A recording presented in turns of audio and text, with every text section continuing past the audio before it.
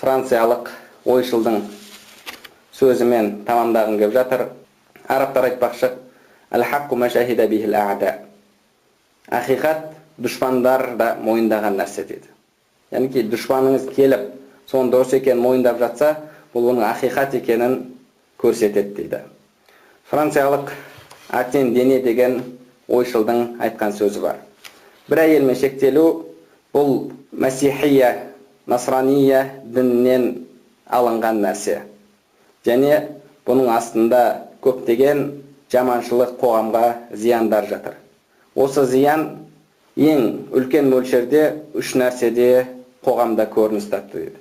Біріншісі некесіз туылған заңсыз балалар, екіншісі отырып қалған, күйеуге шықпай қалған әйелдер, және үшіншісі қоғамдағы жүргіншілік дейді.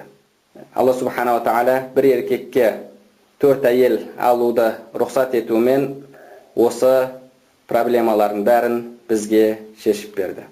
Қашан біз Алла субхана ва тағаланың көрсеткені бойынша өмір сүреміз, сол кезде біздің қоғамымызда осы проблемалардың барлығы шешіледі.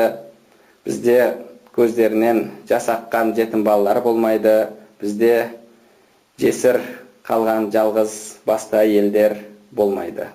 Себебі Пайғамбарымыз саллаллаху алейхи вассаламның сахабаларының дәуірінде олар осы қазіргі біздегі проблеманы тура сол жолмен шешкен еді. Олар қолдарынан келгенше жесір әйелдерді жалғыз қалдырмауға әрекет жасайтын еді. Және олардың әйелдері де соған көмектесер еді. Бізде иншаллах осы жолда әрекет ететін болсақ, қоғамымыздағы проблемаларымыз шешіледі. Және әрбір мұсылман әйел өзінің күйеуіне осы қоғамдағы проблеманы шешуге үлесін қосу керек, көмектесу керек. Иншаллах, Алла субхана ва тағала бізге көрсетіп бергендей өмір сүруді, және сол арқылы бұл дүниеде және ақиретте бақытқа кенелуді нәсіп етсін.